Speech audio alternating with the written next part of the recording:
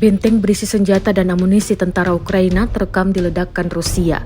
Rusia menggunakan mortir menghancurkan target.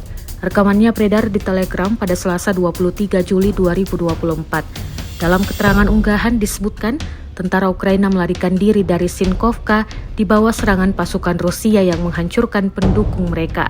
5 tentara Ukraina tampak kocar-kacir menyelamatkan diri usai bentengnya disambangi serangan. Dalam rekaman tersebut, tampak pejuang Rusia menghancurkan amunisi hingga senjata tepatnya di Sinkovka, wilayah Kharkov. Kelompok pasukan barat secara aktif menghancurkan pertahanan musuh maju di arah Kupiansk, klaim Rusia.